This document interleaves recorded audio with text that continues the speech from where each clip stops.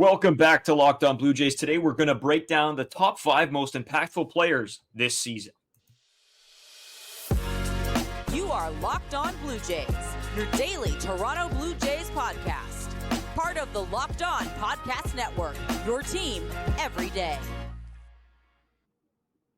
Welcome back to Locked On Blue Jays. Thank you for making Locked On Blue Jays your first listen every day. We are free and available wherever you get your podcasts and on YouTube. Part of the Locked On Podcast Network, your team every day. Today's episode is brought to you by FanDuel. Make every moment more. New customers join today and you'll get $200 in bonus bets if your first bet of $5 or more wins. Visit FanDuel.com/lockedon to get started.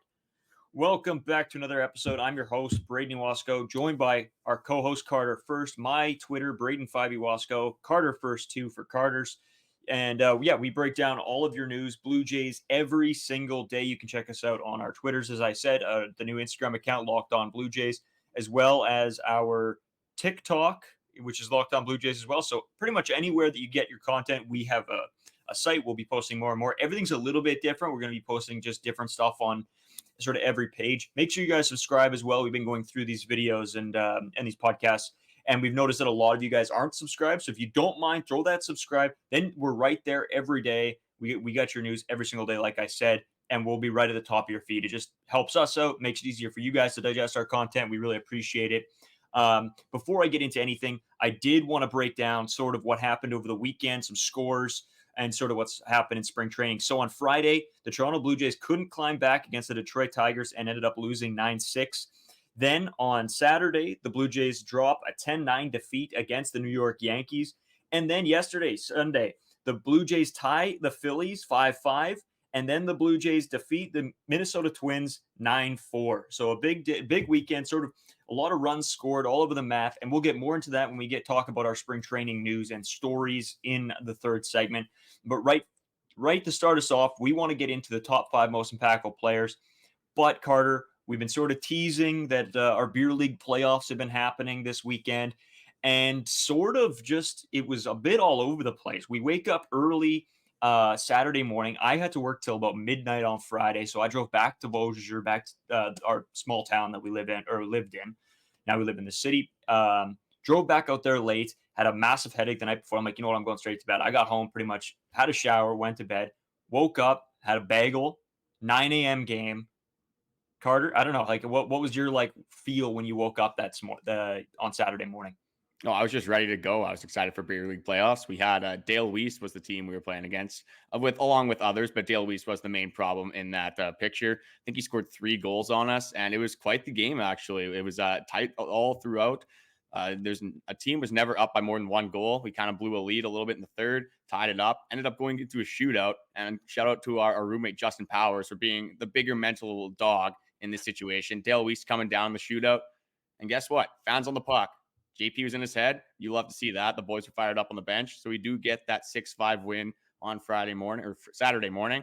And then a pretty big break until our next game. We start at 9 a.m. and then play at 3:30. So that was a good time to get a little bit of rest in. All the boys went out for some breakfast, but the legs were starting to hurt a little bit starting that second game and especially going into the third. Well, and so we had that long break. We went out. There's a sort of small town bar that they do like breakfast, lunch, dinner, sort of everything there. It's really cool. It's like a sports bar, I guess you could say. It's a Breezy Oaks Tavern. It was pretty unbelievable breakfast that they made. I was a little bit shocked with the proportion size that we got. I couldn't even eat mine. I don't think you did either. And then I don't know. I had the worst stomach ache post game 1. Like my stomach was killing me. And so I took the break to spend some time on the toilet. Flush everything out. Second game, I felt way better. I was ready to go. I felt like I was moving a little bit better. The legs felt, maybe they were so tired already that I wasn't feeling anything. So it's good game. Game 2, same thing. We have a big lead, 3-1 going to the third. Then they tie up again on us. The Ducks we played there. And not the most fast-paced team, but they pass the puck well and they sort of take advantage of their opportunities. We end up going into a shootout again. The overtime, nothing was decided. And Justin Powers, this guy, you've seen him on the channel before. You can go back. We did a podcast with him as well. And yeah, he shuts the door again. Doesn't allow a single goal. I think there was 5-6 shooters, and he shut the door on all of them. He went 7 for 7 in the 2 games in the shootout. So just a stellar performance from our goalie, Justin Powers. Yeah. So then we We get to the third game. So we had like about an hour break between our second and third game. And because we were sort of in the losers bracket, we had to work our way back up. We end up getting to the finals, and the boys are just not feeling good. The legs, I don't think anybody had legs whatsoever. The shifts were quick. We just couldn't put anything together. We scored first, put a little hope into us, and then the other team turned it on, and there was just no fighting it back from 3 games. Exhausted. You just got no energy left. So we ended up dropping that one, losing in the championship final. It was tough, but then of course St. Patrick's Day weekend, we end up going out to a social. It was fun. I'm not gonna lie to you, Carter. I could have probably went home at 11:30. I probably could have called her a night and fell asleep in bed, but instead the beers took over, and stayed out till like 1:30. And then when I hit the bed at home, I was gone. There was nothing left. Yeah, I had a little bit of a later night. I think you had a couple more beverages than I did, and usually I just get so busy with like the dance floor and the atmosphere there. But this time, I finally took advantage of the late lunch. They had a nacho bar there, and that might have been the greatest meal I've had in my entire life. I was initially sitting there by myself, and within 2 minutes, I had like 8 of the boys. Just everyone's at this table, just hammering some nachos late at night. So it was a good time with that. I ended up going to bed around 4. Didn't feel too bad this morning. I know you felt a little bit differently. But overall, quite just a great weekend. You always have fun hockey weekends, baseball weekends, any of the beer league sports weekends that we participate in is always a good time in Beausejour. It's nice to see some people you haven't seen in a while, get all the guys back together. So it's always a lot of fun. And the best part is like when we go back out there, it's fun to talk about, the Blue Jays. A lot of baseball fans out there, and it's so much fun just to sit there. Like I think I spent like the first half hour of that social just talking about Blue Jays and the new MLB game. A couple of guys were asking if we were going to play this year and get together. I know you can do like co-op now and like create a league and you can all play against each other. So it was like an organization of this MLB The Show league that we were going to make. It's hilarious. But talking about Blue Jays news, I think we just get right into the top 5 most impactful players this season, because I think this is something that's on everybody's mind of, where are we ranking our top 5 guys? So Carter, I'm going to throw it to you. I want you to start. Number 5, do you think will be our number 5 most impactful player? For number 5, there's a bunch of different players that could have went into this, but this might be a little bit of a hot take, but I decided to go with Dalton Varsho. Just based off his spring training, he's looked really good. His getting the barrel around to the ball, making a lot better of contact, and just a guy that's so good defensively. He can bump up his offensive numbers a little bit. I don't see why he can't be a hugely impactful player on this team. He's going into his stats last season. He played 158 games, hit 220 with 20 home runs, which is pretty down for him. He's usually a little bit up higher with the home runs, closer to 25 or 30. 61 RBIs, 16 stolen bases, a 2.1 WAR, an OPS of 674, and a weighted runs created plus of 85. These stats don't really jump off the page, but with how Dalton Varsho treated this offseason, he was with Hunter Mentz. A couple of the hitting coaches, Guillermo Martinez, came out to a small town, helped him with the hitting, and we've seen it translate so far in spring training. And if you just completely take out this guy's offensive numbers, he is one of the best defenders in the league, and it just says in the stats as well. 29 defensive runs saved last season, which led the major leagues. And he just had a down offensive season in general. Maybe that was a tough transition to the Toronto Blue Jays being his first year with the Jays. He obviously used to being in Arizona with the D-backs before that. So yeah, down hit percentage last season, only barreled 29 balls, but his max exit velocity was the best of his career. So there is some optimism around Dalton Varsho. His launch angle was higher as well. He's hitting more fly balls to spring training. So I think Dalton Varsho could have a huge season for the Toronto Blue Jays. Some people haven't projected over 30 home runs. I think that's a little bit too exaggerated. But if you can get like a 240 average out of Dalton Varsho, maybe get the 20 stolen bases, around the 27, 28 home run mark, for a guy that's going to be hitting low in this order, he's going to be huge for this Toronto Blue Jays team, especially with his defense. If you can put the offense together, I think he's going to have an unbelievable season. Yeah, and to your point, right? We talked about this beforehand of who's going to fill out this 5 spot here. And my thinking was that the team, we know what the rest of these guys are going to bring to the table. Varsho is a little bit of our unknown right now. And if he can produce, better numbers than he did last year and go off like we've seen him do in spring training already this season, that could be a huge piece to this puzzle, especially with his defensive numbers on top of everything else. If he can get those hitting numbers up, yeah, he could be a huge, huge piece this season. And with his projections as well, I got them from Zips here. They have him as 27 home runs, 85 RBIs, 241 average, so right at that 240 mark, like I said, a weighted runs created plus of 107. Only a 2.7 WAR. I know he only had a 2.1 last season, but just with his how good he is defensively and some of the spectacular catches this guy can make in the outfield, I can see that being higher very quickly.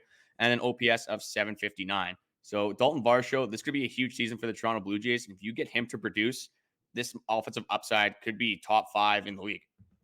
Yeah, for sure. And you know what? Going into number 4, this is where I start. You sort of know who our top 4 guys are, right? But I think this one still had a little bit of question around it because I think there's 2 guys that could have slotted in here, and that's Chris Bassett or Jose Barrios. Now, I know we talked about it, we discussed, and we said Jose Barrios because of the numbers he put up last year and just the overall potential that he has and that he brings to this team. Last year, he had a 2.3 WAR, 3.65 ERA, 32 games played, 189 and 2/3 innings pitched. His home runs per 9 innings was a 1.2. His walks per 9 a 2.5, and his strikeouts per 9 an 8.7. So those numbers immediately just jump off the page to you. And yeah, I know what everybody's thinking is he going to regress this year? Are some of our pitchers going to regress? Well, look at his spring training numbers already. A 1.3 ERA. He played in 4 games. So it's not a huge sample size, but it's showing you that he's still, within the margin of last season. 13 innings pitched, no home runs given up, 2 walks, and 9 strikeouts already. So the numbers are right there. They're very close. And he has just an elite the way he uses, his pitches, right? He has 4 pitches. He used to have a curveball. He got rid of the curveball because it just wasn't working. And I think the 4-pitch mix that he has just works out really well. He throws the sinker 31 and 30, pretty much 32% of the time. The slurve 29.6% of the time. The 4-seam 20% of the time. And the changeup 18.5% of the time. And all 4 of those pitches he just uses really well. I think that sinker comes in handy so often because he gets a little bit more ground balls. He's really able to pick his spots with it. And I mean, he throws the sinker at 94, which isn't insanely quick, but it does the job when you look at his slurve being at 83 and his changeup at 84. And he throws the 4-seam just as well with a 94 as well. So he's the drop off is there from his obviously his fastballs and then his changeups and curveball and his slurve, of course. So at the end of the day, I think I'm not going to see a ton of regression in this guy. And if we don't see regression, he's going to just be, a top 4 piece on this team. Well, just looking at Jose Barrios, other than last season, this guy is the epitome of consistency. You know exactly what you're going to get out of Jose Barrios. He's going to be around a 3.54 ERA. His slurve, the movement on that pitch is absolutely ridiculous. And one thing that Jose Barrios did last season that really helped him out before that 2022, a little bit of a hiccup he had there, just a forgettable season in the mind of Jose Barrios, is he stopped throwing that 4-seam as much. I think he started going more to the sinker, started using his off speed more, and it translated perfectly to one of his best seasons in his MLB career. A guy that we're definitely going to rely on down the stretch. Not necessarily going to be striking out the house, but he's going to be able to give you length. He's going to be able to get into the 6th, 7th inning of games. And that's something the Blue Jays are really going to need, especially with earlier in the season when you don't want to be taxing your bullpen. Yeah, exactly. Right. And I think this is one of those guys also that when you go into the playoffs, he's a guy that, like you said, the consistency that you can rely on to have a good outing. And hey, we don't want to go back to last year. I don't even want to bring it up, but leave him in the game. If he's on, he's on. Leave him in the game. You know what you're getting. Don't pull him. Okay. That's if there's a headline for this season, don't pull Jose Barrios too early. Okay. I'm just throwing it out there, John. If you see this, don't pull him early, please. That same argument can be made about Kevin Gausman, especially in that Mariner series. You get him pulled, and then again, we don't like to talk about this too much on the podcast, but everyone knows what happens after Kevin Gausman left the game. I would like to use a lot of words, but I'm going to restrain myself here. Just not a good situation that occurred in that 7th inning. So I'm going to get into our number 3 here. We'll get into the top 3, and this one is obvious. He will be the ace on our team this season. Looking like he's not going to be able to start opening day, which kind of sucks. So Jose Barrios might be the guy now. We'll have to see what happens. But our number 3 is Kevin Gausman. This guy is an absolute dog. He's got the hair. He's got the swag. He's got everything going for him for the Toronto Blue Jays. And it is backed up by the stats. 31 games started last season, 185 innings pitched, 11.53 Ks per 9, 2.68 walks per 9, 0.92 home runs per 9, a 3.16 ERA, 3.4 WAR, and 237 strikeouts. That was good for second in the MLB, first in the AL. His ERA was seventh in the MLB, fourth in the AL, and he was third overall in Cy Young voting. Obviously, Garrett Cole had beaten him out there. So a tough division to pitch in, but Kevin Gausman does it so well. A guy whose splitter is absolutely ridiculous. He's really more of a two-pitch pitcher, but he does have four pitches. It was the four seam 50% of the time. It's that split finger, the splitter, 38.4% of the time. One of the grossest pitches in the league. And then he does have a slider and a sweeper to back it up. Barely throws the sweeper, only 0.6% of the time. So that's just kind of to throw off hitters once in a while. And then does have that slider to mix it up at 10.2% of the time. Yeah, and you know what? He's a guy that I know we've had conversations as well. I personally believe that he got snubbed of the opening day the past 2 years. I think they should have thrown him. He's a heart and soul sort of a little bit the workhorse of this team, right? Where you need him to be good, and if he's good, he sort of sets the table for everybody else. And yeah, he got snubbed last year. They gave it to Manoah. Didn't work out too well. So we hope that it's not like the opening day. I don't want to say curse, but curse maybe. So maybe it's good that he's not having the opening day start, and we can just save Kevin Gausman. Just put him in the corner for the first game, and then just let him come out and work. So yeah, it's going to be interesting to see what he can produce this season as well. Carter, I know we want it. We have two guys left, our top two. I think everybody should know who they are at this point. But we want to get into them next because, again, these are the two guys that should make the biggest difference this year. And so we're going to take a quick break, and we'll come back and talk about them. Today's episode, of course, is brought to you by FanDuel. Say goodbye to busted brackets because FanDuel lets you bet on every game of the tourney. Whether you're betting on a big upset or a one seed, it's time to go dancing on America's #1 sportsbook. Right now, new customers get $200 in bonus bets if your first $5 bet wins. The $200 thing is just insane to me. Like $200 if my first, I'm taking a lock for that $5 bet. That's what I'm doing. I'm taking that lock and I'm using that $200 bonus. That's nuts. That'll win you some good coin. You can't go wrong with free money, and FanDuel is the perfect opportunity to do that. Who doesn't want a free $200 for betting? Exactly. Even, you know what? Yeah, you could lose it, but at least you're not losing your own money, right? At that point. So it's great. It's like that's it, with the epitome of boy math or whatever they call it on TikTok. That's what that is. Free money. All right. That's $200 to use on point spreads, money lines, anything you could think of. You can even pick who's going to win it all. Just visit fanduel.com/lockedon and bet on college hoops until they cut down the nets. So segment 2, we're into our top two guys here. I'm going to go first because I think we have my guy slated at number 2 that we sort of, discussed beforehand where everybody's going to sort of fit in. And I got at number 2, Vladimir Guerrero Jr., the comeback player of the year. I'm calling it now. He's going for the top. All right. Nobody's going to be better than this guy this year. Take him in your fantasy leagues because Vladdy is going nuts. Okay. Last year, down year, didn't love it. I'll give you his stats, but then I want to give you his spring training numbers as well. And a little bit of interesting sort of tidbit on that as well. So last year, Vladdy had a 2 WAR, 156 games played, 682 plate appearances, batted a 264, 26 home runs. So obviously want to get those up again. 94 RBI, a slugging percentage of .444, and an OPS of .788. So again, not quite necessarily the numbers we maybe want from Vladdy, but it's also, he's not the worst player in the MLB. Let's give him a break. He had a down year. I expect a big comeback from the guy this year. In spring training, these numbers are electric. 10 games played, 27 at-bats. He's batting a .444. And don't get me wrong. Again, like I said, spring training, small sample size. You're not facing MLB talent all the time, but he's doing well. 2 home runs, 9 RBI, been walked twice. He's had 6 strikeouts, which again, Vladdy is that not boomer bust, I don't want to say, but he's going to he's going to try for those long balls. So he's going to strike out a bit more often than, your average guy. He's slugging a .704 and his OPS is a 1.187. Nasty numbers, filthy numbers. What's interesting to me is, so I was running the spring training numbers a little bit through last year and the year before, and I looked at last year's. I'm like, oh, spring training numbers are up. That's pretty nice. And then I go and I look back at 2021, and it's very, very similar to that 2021 season. So if this is signs for good things to come, here we are. It's time to jump on the Vladdy hype train. Get there early. He's looking so good this spring training. Those two home runs that he hit as well, they have been absolutely launched into orbit. They aren't fence scrapers. I think one of them went 438 feet to left center.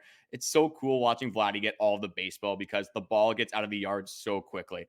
This is a guy that is going to be a heart and soul piece to this team if the Blue Jays want to have any success.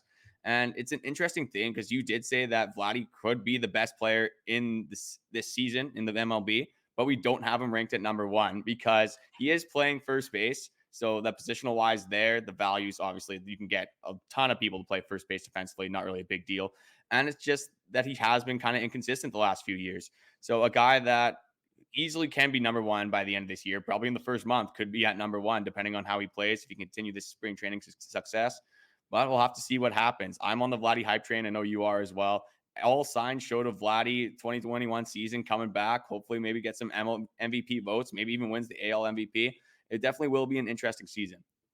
Yeah, I'm pretty pumped. You know what? Of course, our fantasy baseball league starts this week, I believe, this coming week. And so I've been going over numbers and what guys did last year, where Vlad needs to be, and with these spring training numbers, it just gets me excited, right? And so he pops up on the draft board, a little bit early, and I might reach, but I know our fantasy draft is very Blue Jays heavy, so I think those guys are going to hop off the board fairly quickly.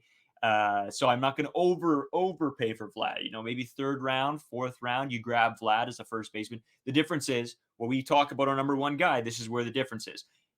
If we're talking fantasy purposes, there's a lot of first basemen that hit well. The problem is the positional disadvantage of first base compared to a shortstop.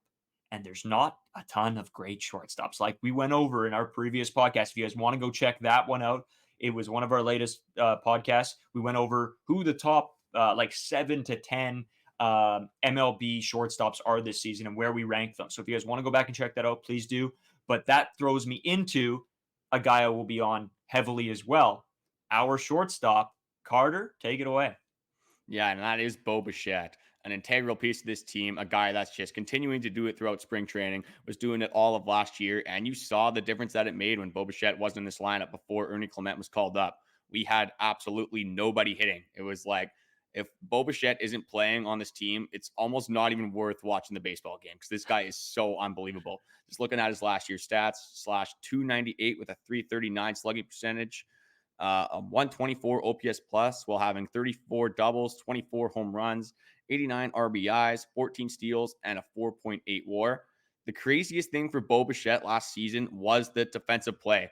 Known for a guy known before to be a horrible defender at negative 16 DRS this in 2022. 2023 had a +5 defensive runs saved. So just right there, you can tell he got a whole lot better. And even with Bo Bichette last season, he had a bad April in the field. So that even skewed his numbers a little bit down from there. But from May on, he was unbelievable in the field. One of the best pure hitters in the league. You know exactly what you're going to get out of Bo Bichette. Even when Bo Bichette is having in a slump, you could say, it's not really a slump. He's still going to hit like 250. He's probably going to be an MLB average hitter at worst. But when Bo Bichette is on, he is absolutely ridiculous. Botember was one of the best months of baseball. Just watching him go 4 hits a game. It seemed like you were getting he was hitting, I swear, 650 for all of September. It felt like just a ridiculous player. And this is exactly why we have him as number one, like Braden was saying. He's playing one of the hardest positions in baseball. There's really a tiered list when it comes to shortstops. There's 7 A tiers, you could say, and then there is a huge drop off after that. Whereas first baseman, you're going to be able to get power hitting first baseman fairly regularly. But with Bo Bichette, he is so good, and he is such an instrumental part to this baseball team. He is going to be massive for this team's success, and I can't wait to watch Bo Bichette this upcoming season. Yeah, it's fun. He's one of the most fun guys to watch because he hits that opposite field ball, right? And that is so electric to watch because you just get to see him try to cruise around the bases, and it's almost like watching guys play softball, right? Where they're picking their spots and they're hitting it. That's what Bo Bichette looks like, which is just insane to say that this guy's in the MLB and I can't pick my spot in slow pitch, but he can do it in the MLB. So he's just something else to watch. And yeah, this season, I mean, I think it speaks for itself why he's number one. I mean, yeah, there's the argument of Vladdy, of course. And, if we're talking, it's hard to, take pitching and then your hitters. And it's tough to compare the two. But at the end of the day, Bo Bichette, he's the one that drives this team. Like you said, at the end of the day, when he's not playing good or he's out of the lineup, you might as well not watch the game, which is the nail on the head thing to say, because that is exactly how it felt. I remember me and you watching the games last year, and Bo Bichette's not in, and it's like, oh my goodness, are we going to hit a baseball at any point? And some days it didn't feel like we could. So yeah, I wanted to go over this list, and I know me and you talk about it, and it's just because me and you, it sort of feels like we go down the list, and what's the point of talking about the stars all the time, right? What's the point? What are we going to talk about them every single time? So we've been trying to sort of diversify and talk about some of the young guys and, guys who might make a difference this year. But once in a while, it feels great being able to talk about these stars because we have a lot of them. Oh, and you got to give them their flowers too, right? This team isn't going to be good if these guys don't perform. These are the guys that you're going to need to perform in clutch situations. You want these guys coming into the bottom of the ninth, 2 outs. You want Vladdy, you want Bo Bichette, you want these integral pieces to be able to win or lose you the games. And Bo Bichette has been known to be clutch. With his spring training, he's still doing it. He's unbelievable at going the opposite way. It's so cool how he can let the ball get so far into the strike zone and just flick his wrists at the last second and push that the opposite way. So far in spring training, he's hitting 405, 1 home run, 6 RBIs, an OPS of 990. Not much more to say about Bo Bichette. He's one of the most fun guys to watch on this baseball team. And it's going to be an interesting debate for a long time, whether Vladdy or Bo Bichette is going to be better. And this is a good debate to have because these are 2 great baseball players. And I don't want to see either of them go in 2025, but it's going to be an interesting way to deal with these guys and how their contracts will develop. These guys are both going to be wanting a ton of money. So at the end of the day, it's going to be a tough decision. And I can't even decide on that right now. We're just going to have to let Ross Atkins and the management somehow figure out that show. Yeah. And you know what? It is interesting because, like I said, we did that preview for the AL East, and it was weird because a piece of me wanted to say who's going to be, the MVP, who's gonna carry the league or carry the division, and everything in me wanted to say Vlad, right? Because I feel like he's here, he's back. So if you guys want to check that out, as you know, Locked On has launched their first ever national sports 24/7 streaming channel, Locked On Sports Today. Baseball fans, mark your calendar for March 20th at 7 p.m. Eastern Time for the best MLB season preview coming exclusively to Locked On Sports Today. On March 20th at 7 p.m. Eastern Time, I said it twice, be the first to get local insights from your MLB local experts of the Locked On Podcast Network. Find it on, again, March 20th at 7 p.m. Eastern on the Locked On Sports Today 24/7 streaming channel on YouTube or the free Amazon Fire TV channels app, which we go over. They're a big sponsor of ours. We love Amazon Fire TV. It's unbelievable. It's so cool. And it's cool because we're on it too. That's, adds a little bit of value there. But yeah, it's so much fun. I had a blast actually talking about that. I was sort of going on to it, not knowing what to expect. Again, this is our first year, really covering this team. Well, I mean, we did it a little bit last year, but me and Carter were, that was just horrible. So this is our first legit year. Going into it with these, some of these hosts that are seasoned vets and have maybe been doing this a while, it was fun. It was cool to get a bunch of different insight. I took it in sort of a different direction. Like I said, baseball is a sport that you can read into the numbers, but sometimes it's always not the numbers. I mean, you look at the hard hit percentage of some of these players last year, and it tells a little bit of a different story than what the stats do. So I always say you have to use your eyes a little bit. And I feel like everybody's gonna be a little bit shocked this year with how this division pans out. But we want to talk about still some spring training news. A whole bunch of stuff's been coming out over the past few days, so we're going to get heavy into that as well, and just sort of wrap some stuff up from over the weekend. So we'll do all that next. Take care of all your vehicular maintenance needs with our partner, eBay Motors. eBay Motors has everything you need to maintain your vehicle and level it up to peak performance. From superchargers, roof racks, exhaust kits, LED headlights, and more, whether you're into speed, power, or style, eBay Motors has got you covered. With over 122 million parts for your vehicle, you always find exactly what you're looking for. And with eBay Guaranteed Fit, your part is guaranteed to fit your ride every time or your money back. Because with eBay Motors, you're burning rubber, not cash. With all the parts you need at the prices you want, it's easy to turn your car into the MVP and bring home that win. I know a bunch of people always fall in love with their first vehicles, and it's tough to let them go sometimes. Brayden had a tough time letting go of his Mini Cooper. I had a tough time letting go of my mom van. So there are ways to keep these vehicles on the road, whether you want a new spoiler, new brakes, new alternator, or you just want to deck out your ride. eBay Motors will have everything you need. To keep your ride or die alive with eBay Motors, go to ebaymotors.com. Eligible items only, exclusions apply, eBay guaranteed fit, only available for U.S. customers.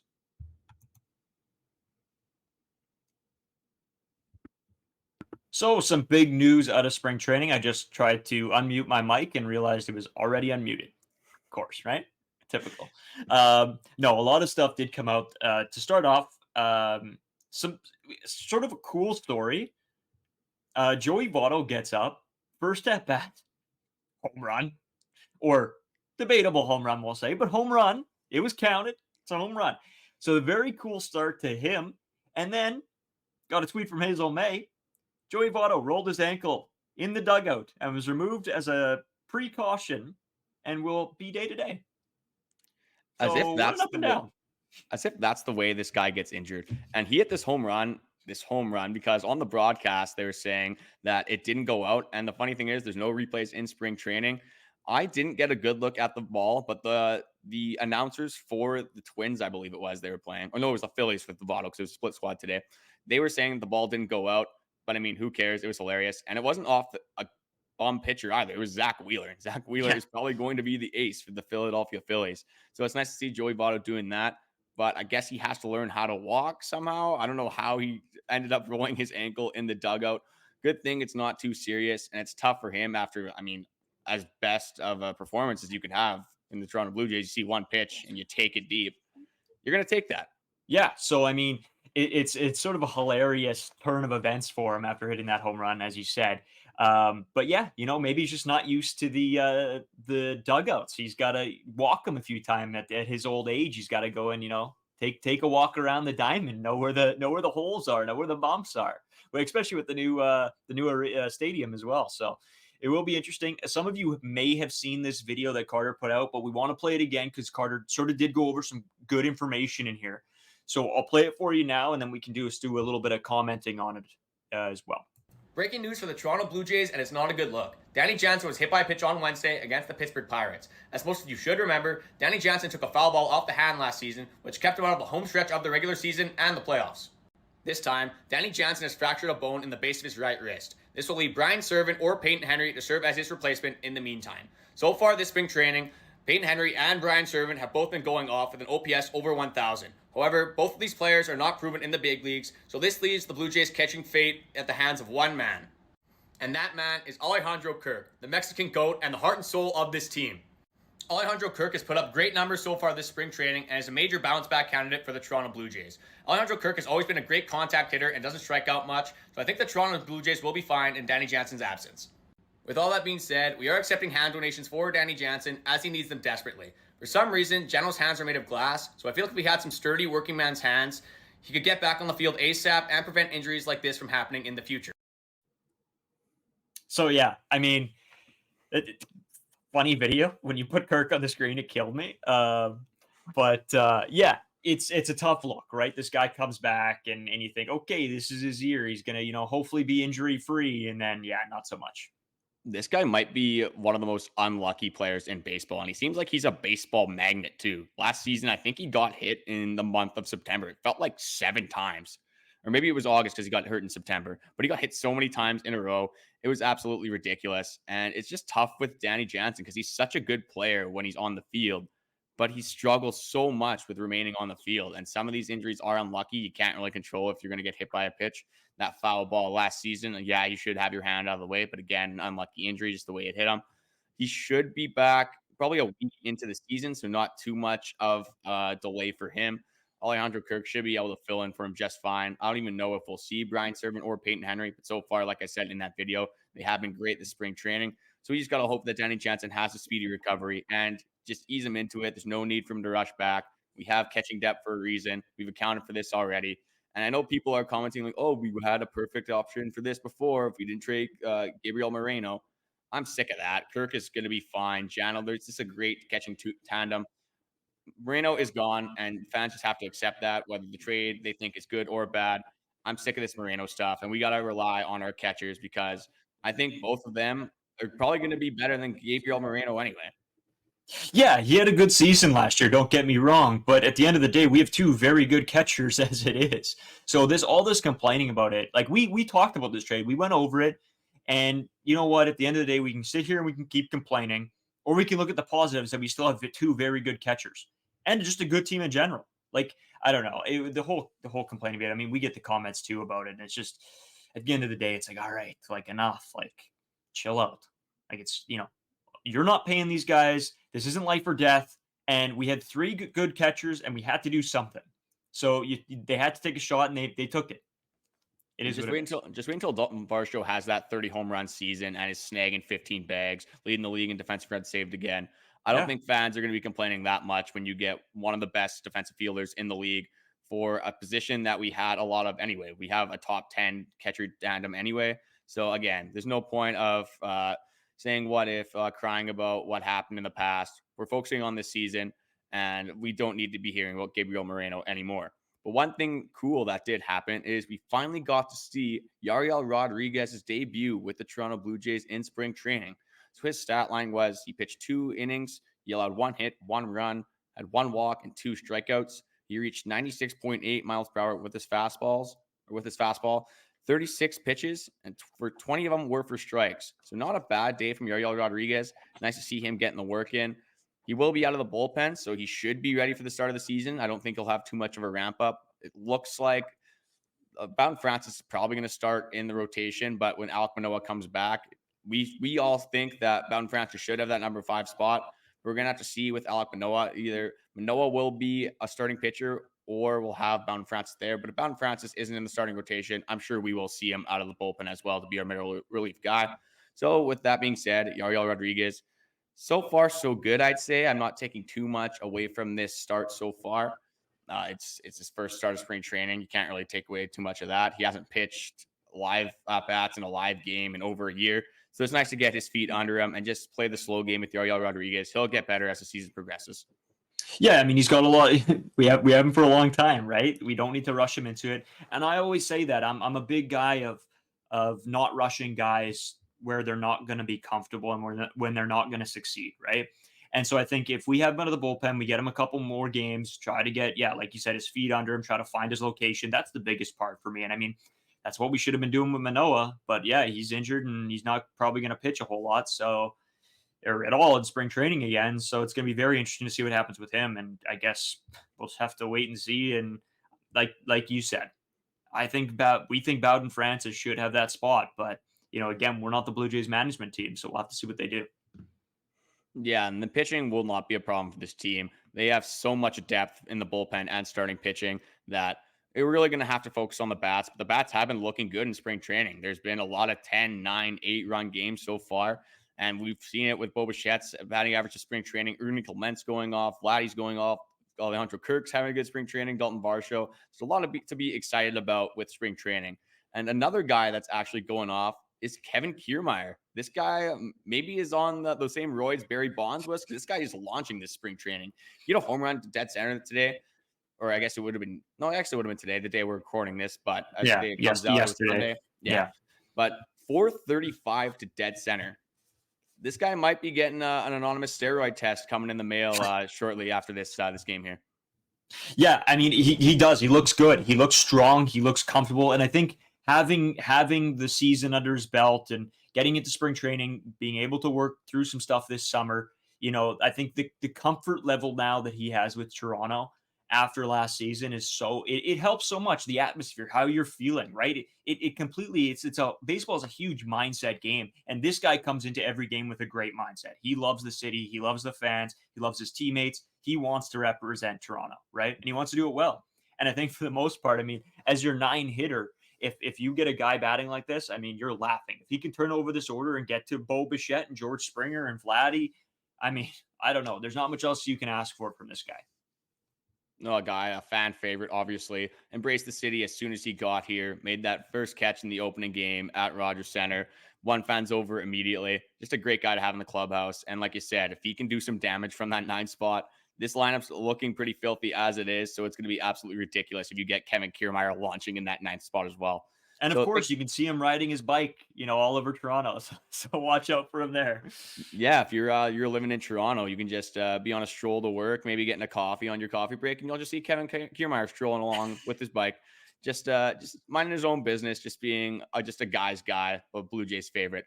But as that being said, thank you guys for watching. We appreciate all the support, likes, comments you guys have been giving us recently. We have noticed that about 85% of you guys aren't subscribed that are watching these videos. It's free. Might as well subscribe. If you guys are watching the content anyway, you guys are coming back every day. You might as well throw a subscription. It helps us out a ton. We always appreciate the support. And just before we do head out, I wanted to bring up our Locked On 24/7 streaming channel. As NFL free agency is going on, NHL is getting closer to the playoffs. The MLB, we're 10 days away from opening day for the Toronto Blue Jays, so we're getting really close to that. The NBA, the playoffs are coming up. So many good opportunities to check out our experts on Locked On Sports Today channel. Just go to Locked On Sports Today on YouTube and subscribe to our first ever national 24/7 streaming channel. Yeah, guys, it's been a blast. We just every week that we keep getting closer to this season, we just keep having more fun on here. We're gonna, like we always say, we're gonna get on here. We're gonna talk. We're gonna give you our honest thoughts. If stuff's going bad, we're gonna say it's going bad. If it's going well, we're gonna say it's going well. And you guys can argue with us. Some of you do regularly in the comments, but it's fun. We like to have those chats, and usually we try to get back to as many of you as possible. And just have some fun in the comments. We love doing it. You can also follow us on Twitter, Braden5, Wasco Carter First 2. We'll be posting on there a ton as well. As we said, our Instagram, Locked On Blue Jays, and TikTok as well, Locked On Blue Jays. So again, we have you guys covered wherever, whenever you want to get Blue Jays content. We have an abundance of it. So yeah, like Carter said, subscribe on every platform, or follow, or whatever they call it on each one. I don't know. X might have its own. You got to click an X. I'm not sure. Whatever. Thanks again for watching. Take it easy, guys.